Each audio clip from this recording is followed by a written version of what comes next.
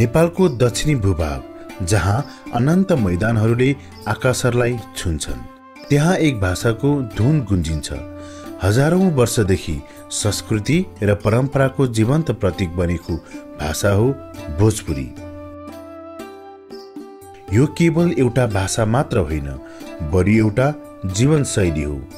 यो माटोमा हरेक बिहानीसँगै जागृत हुने ऊर्जामा छ। यो गीतहरूमा, कथामा र हरेक घरको आँगनमा बस्छ। यो हरेक खेतको कुना कुनामा, हरेक पर्वको रङमा, हरेक सम्बन्धको न्यानोमा छ। बिहानको शान्त हावामा गुन्जिने लोकगीतहरूमा, आमाको लोरीमा, बुवाको कथामा भोजपुरीले आफ्नो आत्मा खोज्दछ। यो केवल एक भाषा मात्र होइन, यो हाम्रो इतिहास, हाम्रो परिचय र हाम्रो गौरव हो। नेपालको तराईको मुटुमा धड्किने यो संस्कृतिले हजारौं वर्षदेखि आफ्नो जरा गाडेको छ।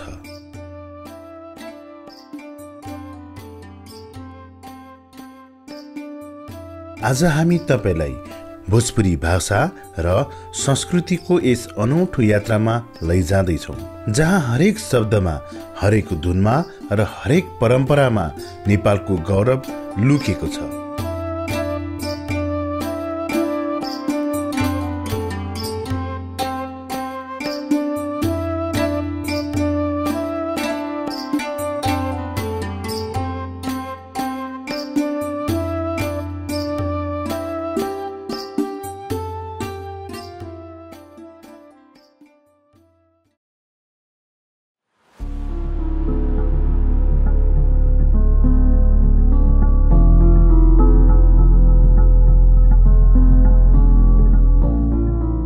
भोजपुरी भाषाको इतिहास गहिरो र समृद्ध छ।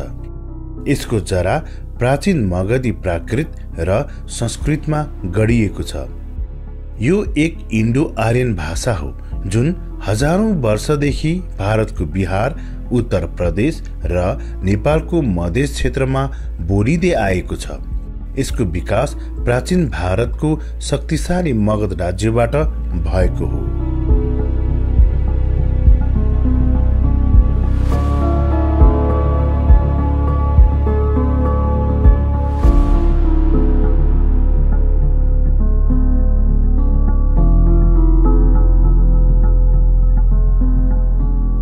नेपालको सन्दर्भमा भोजपुरीको आगमन र विकास सयौं शताब्दीदेखि नै यस क्षेत्रका सामाजिक, सांस्कृतिक र धार्मिक गतिविधिहरूसँग नजिकबाट जोडिएको छ।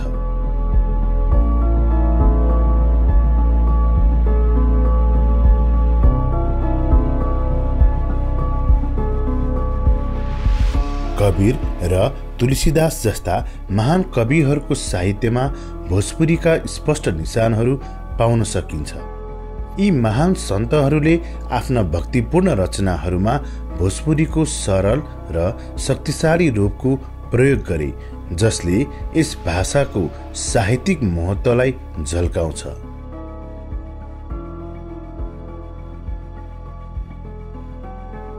आज पनि भोजपुरी भाषा नेपालको मधेस क्षेत्रमा एक जीवन्त भाषाको रूपमा रहेको छ, जसले यसका वक्ताहरूको समृद्ध सांस्कृतिक पहिचानलाई दर्शाउँछ।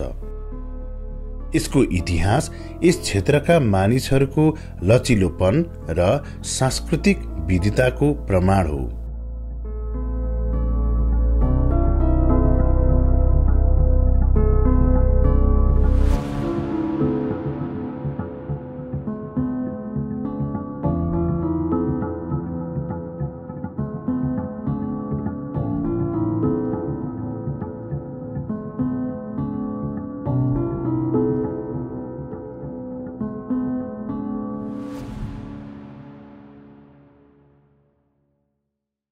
नेपालको दक्षिणी भूभाग, विशेष गरी मध्य प्रदेशका अधिकांश जिल्लाहरूमा भोजपुरी भाषाको सुन्दरता र जीवन्तता प्रत्यक्ष अनुभव गर्न सकिन्छ।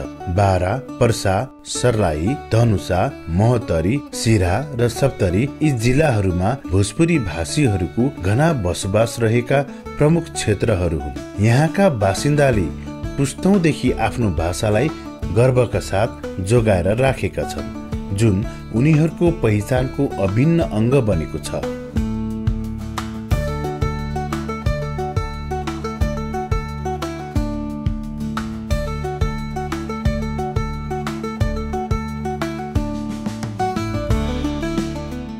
भोजपुरी नामी काफी बा। ई माटी से जोड़ल ऐसन भाषा है, ई खाली मातृभाषा में ही सीमित नहीं के, ई विश्व व्यापकता ले आइल बा अपना में। ई एक दूसरा से जोड़े वाला ई भाषा बा। सारा विश्व के सारा इंसान के, सारा धर्म जाति, सारा वर्ग के एमे समेटे वाला ई खासियत रखेला भोजपुरी भाषा, जेकरा के बोले खातिर हम अभी बोलता नहीं, हमार बहुत गर्व महसूस होता, हमार एकदम रो गौरवान्वित होता।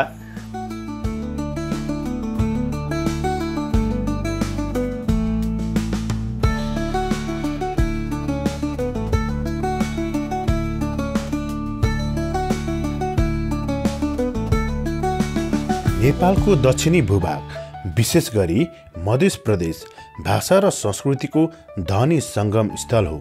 यहाँ बोलिने अनेकौं भाषाहरू मध्ये भोजपुरीले आफ्नो छुट्टै पहिचान बनाउन सफल भएको छ। ऐतिहासिक र सांस्कृतिक रूपमा भोजपुरी भाषा नेपालको तराई क्षेत्रसँग विशेष सम्बन्ध राख्छ। यहाँका लाखौं मानिसहरूको दैनिक जीवनमा यो भाषा अभिन्न अङ्ग बनेको छ।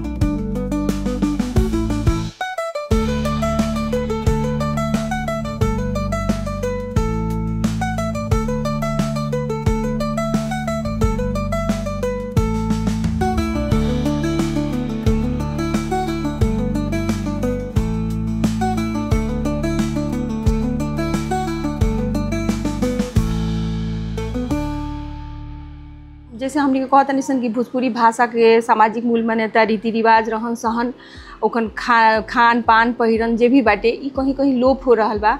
आ भोजपुरी भाषा के भी अश्लील मानल जाता। तो ई सब चीज़ के हटावे खातिर ए पर एगो कार्यक्रम के मतलब कि सकारात्मक रूप से जन जन में फैलावे खातिर एकरा के शुरुआत हमने के ई संस्था ऐसे कैले बाटे, जैसे कि प्रत्येक शुक्रवार विद्यालय में जाके कक्षा 9-10 के बच्चा लोग के भोजपुरी भाषा के प्रति जागरूक करावे के क्रम में जैसे कि उ लोग से पूछा जाला कि तहनी के मातृभाषा का है, तो उ लोग बोलेला हमार मातृभाषा भोजपुरी है।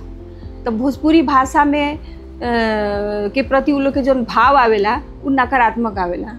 नकारात्मक कैसे आवेला कि जौन अभी भोजपुरी गीत सब जौन चलल बा, ये वजह से उ लोग भोजपुरी अच्छा ना है, भोजपुरी गंवार की भाषा है, भोजपुरी बोलला से मान प्रतिष्ठा में कमी आवेला, लोग ओकरा के स्टैंडर्ड ना समझेला। तो ये सब जो कॉन्सेप्ट बाटे, ये सब कॉन्सेप्ट हटावे के प्रयास में हमनी के संस्था हर एक शुक्रवार अतिरिक्त क्रियाकलाप के रूप में लगभग 2 घंटे वहाँ जाके लेवेला और भोजपुरी से जुड़ल हर चीज़ के जानकारी बच्चा लोग में संप्रेषण करेला। संप्रेषण करे के क्रम में बतावल जाला कि मातृभाषा के हमेशा प्रयोग करे के चाहिए, और हमनी के मातृभाषा अगर मर गई तो का हो कि हमनी के समाज के अस्तित्व ही मर जाए। शैक्षिक क्षेत्रमा भोजपुरी भाषाको प्रयोग बिस्तारै बढ्दै गएको छ। मध्य प्रदेश सरकारको पहलमा केही विद्यालयहरूमा भोजपुरी भाषालाई स्थानीय भाषाको रूपमा पठन पाठनमा समावेश गर्न थालिएको छ।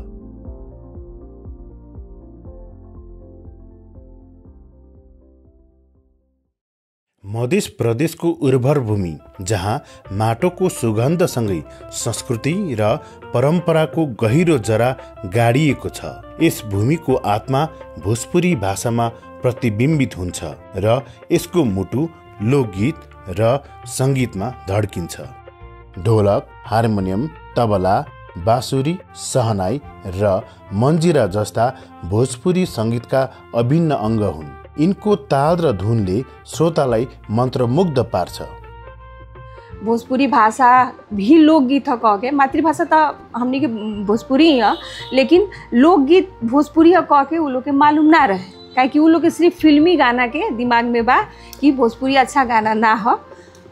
हमरे तरफ से हम उ लोग के समझैनी कि जैसे छठ के गीत होला, होली के गीत होला, विभिन्न पर्व त्यौहार के गीत होखेला, छठियार के गीत होखेला, मतलब जन्म से लेके मरे के समय के बीच के जितना भी क्रियाकलाप होखेला ओकर सबके गीत हो बाटे। भोजपुरी के गीत गौनई और भोजपुरी के गीत गौनई के मिठास के बारे में हमने आज कुछ ओकर रंगत, कुछ ओकर झलक देखावे में सब। जितना ऋतु होला, जितना महीना होला, हर एक महीना के हर एक ऋतु के अलग अलग गीत गौनई बा, जिनमें से कुछ गीत गौनई हमने एक बार सुनावल। जैसे सावन महीना में हमने के यहाँ कजरी गावल जाला।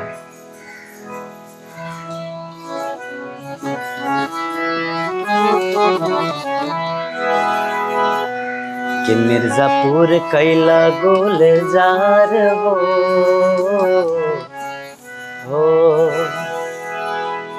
कि मिर्जापुर कैला गुलजार हो, कचौड़ी गले सोन कैला बलमो। मिर्जापुर कैला गुलजार हो, कचौड़ी गले सोन कैला बलमो। सोन कैला बलमो हो, सोन कैला बलमो, सोन कैला बलमो हो, सोन कैला बलमो। कचौड़ी गले सोन कैला बलमो। मिर्जापुर कैला गुलजार हो, कचौड़ी गले सोन कैला बलमो। एकरा के अलग अलग जगह में अलग अलग वेरिएशन में गावल जाला। जैसे ई मिर्जापुरी कजरी हो गई, बनारस के कजरी कुछ अलग होला।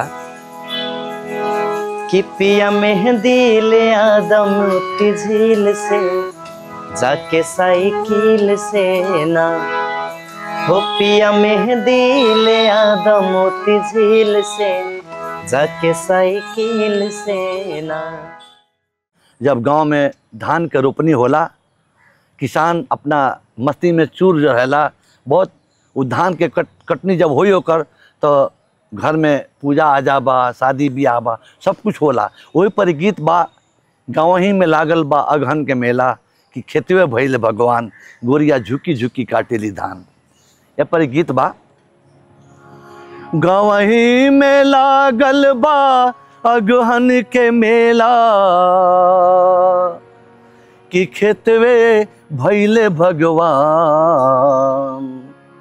गाँव ही में लागल बा अगहन के मेला, कि खेतवे भइले भगवान। गोरिया झुकी झुकी, गोरिया झुकी झुकी, गोरिया झुकी झुकी काटेली धान। गाँव ही में लागल बागहन के मेला, कि खेतवे भइले भगवान। गोरिया झुकी झुकी, गोरिया झुकी झुकी, गोरिया झुकी झुकी काटेली धान। रामा हो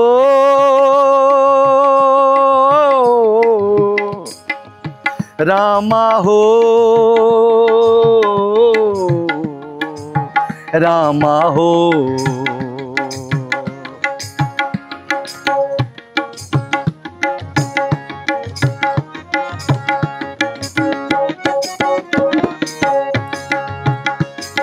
काटेली कनिया उठावेली धनिया, काटेली कनिया उठावेली धनिया। राही बटोही से अखिया चुरा के, राही बटोही से अखिया चुरा के। खेत खरिहनवा हो, खेत खरिहनवा नाचे किसनवा, कि मेहनत के इहे इनाम। गोरिया झुकी झुकी, गोरिया झुकी झुकी, गोरिया झुकी झुकी काटेली धान।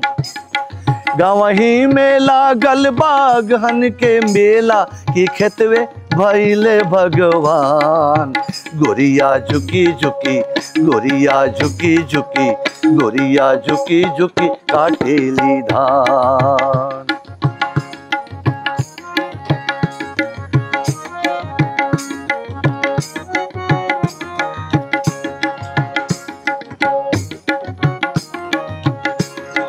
बैलन के पाँव से हीरा दवाता, बैलन के पाँव से हीरा दवाता, सुपवन के उटियन से मोती ओसाता। खेत खरिहनवा हो, खेत खरिहनवा नाचे किसनवा की मेहनत के इहे इनाम। गोरिया झुकी झुकी, गोरिया झुकी झुकी, गोरिया झुकी झुकी काटेली धान। गावही में लागल बागहन के मेला कि खेतवे भइले भगवान। गोरिया झुकी झुकी, गोरिया झुकी झुकी, गोरिया झुकी झुकी काटेली धान।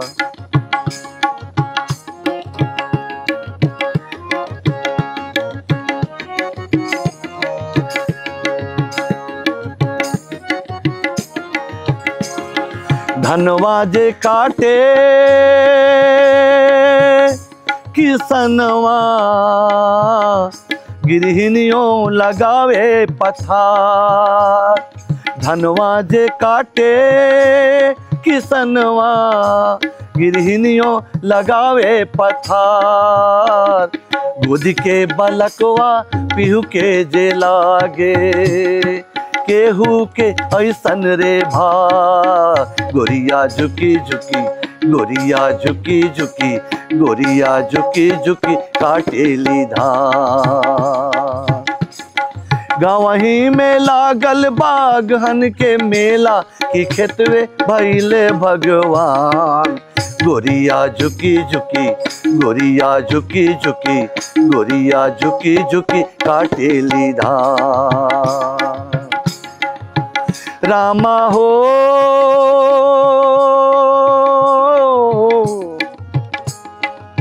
रामा हो,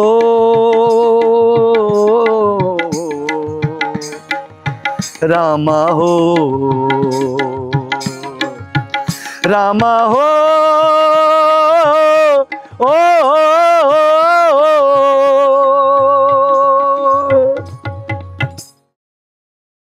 मधेसको उर्वर भूमि जहाँ प्रकृति र संस्कृतिको मेलले एउटा अनुपम पहिचान बनाएको छ।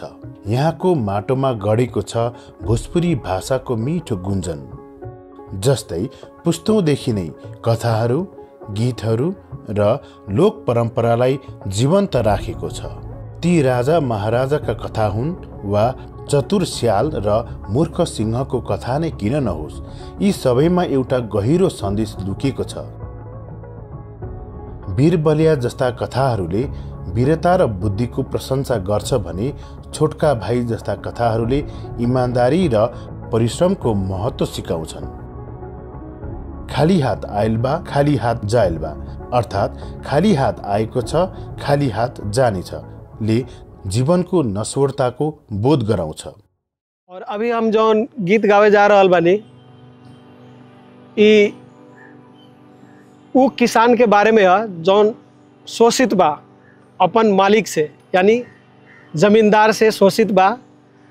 ऐसन जमींदार के चक्कर में पड़ल बा कि जौन एकदम काम करावत करावत दुख देवेला, मतलब सूरज डूब जाला तब तक काम करावला। तो उहे सोच के वो किसान के मन में भाव उत्पन्न होता कि कैसन किसान बा कि रोपनी के टाइम में किरण डूब गई बा फिर भी रोपनी करावता। एकर बस चली तो दिया बार के रोपनी कराई। मालिक के नाम कथी बा धनरजऊ, लेकिन काम बा बहुत ही निचड़ वाला। तो उहे संदर्भ में ये गीत बा। दियवा बारी बारी रोपनी करावेला हो धन राजऊ, हो धन राजऊ, हो धन राजऊ, हो धन राजऊ, हो धन राजऊ, हो धन राजऊ, हो धन राजऊ।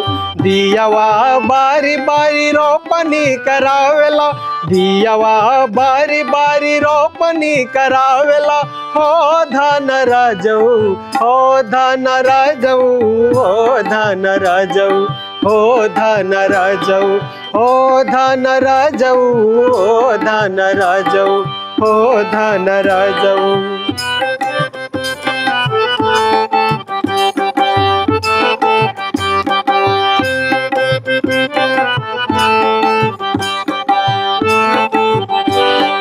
तन को न लेवे तू देवेला विश्राम हो, देवेला विश्राम ना देवेला विश्राम हो।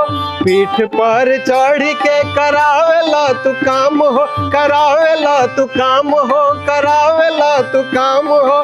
तन को न लेवे तू देवेला विश्राम हो, पीठ पर चढ़ के करावेला तू काम हो धन राजऊ, हो धन राजऊ, हो धन राजऊ, हो धन राजऊ, हो धन राजऊ, हो धन राजऊ, हो धन राजऊ।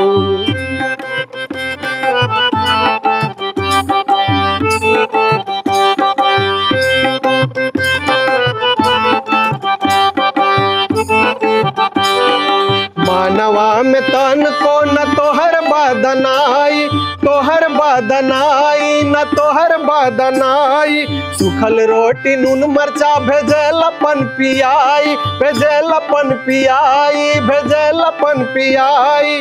मानवा में तन को न तोहर बदनाई, सुखल रोटी नून मरचा भेजलपन पियाई हो धन राजऊ, हो धन राजऊ, हो धन राजऊ, हो धन राजऊ, हो धन राजऊ, हो धन राजऊ, हो धन राजऊ।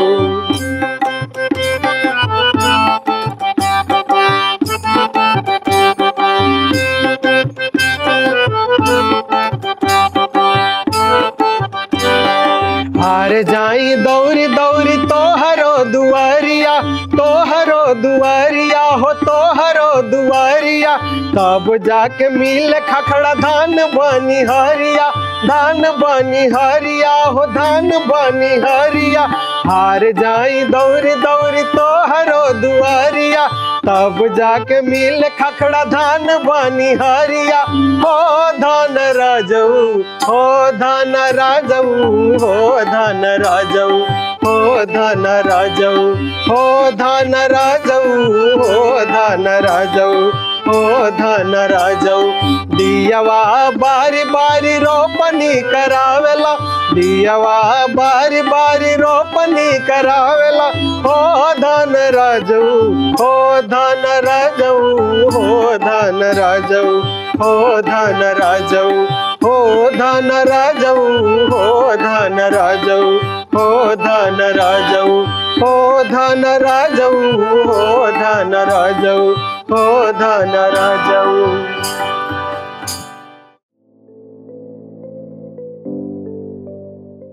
विद्यालयहरूमा भोजपुरी लोककथाहरू र गीतहरूलाई पाठ्यक्रममा समावेश गर्नु, सांस्कृतिक कार्यक्रमहरू आयोजना गर्नु र डिजिटल माध्यमबाट यी सामग्रीहरूलाई देशभर पुर्याउनु आजको समयको माग हो।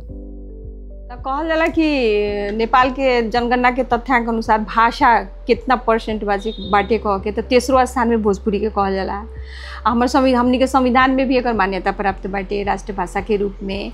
लेकिन कोनो कोनो चीज़ खाली कागज में सीमित रही, ओकरा के कार्यान्वयन ना कल जाई, ओकरा के अपना व्यवहार में ना देखावल जाई, लागू ना कल जाई, तो उ कबो में सफलता ना मिली।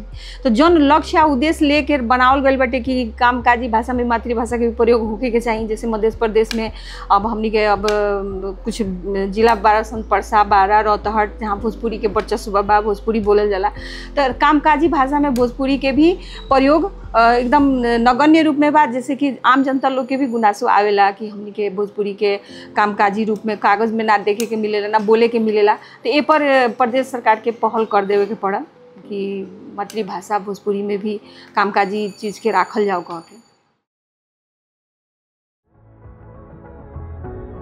हाम्रो इतिहास, हाम्रो संस्कृति र हाम्रो पहिचानको अमूल्य धरोहर हो भोजपुरी भाषा।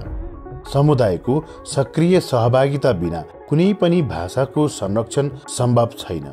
मध्य प्रदेशमा विभिन्न सामुदायिक समूहहरूले भोजपुरी भाषा र संस्कृतिको जीवन्तता कायम राख्न महत्त्वपूर्ण भूमिका खेलेका छन्।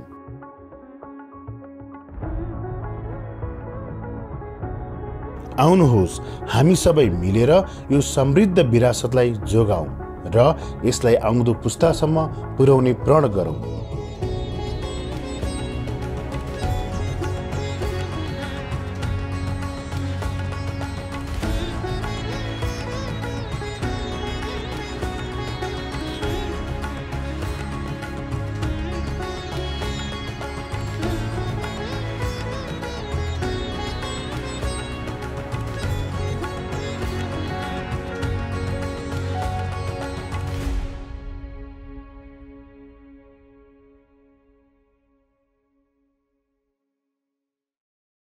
भोजपुरी हाम्रो अस्तित्व हो, यसलाई बचाऊँ, यसलाई फैलाऊँ।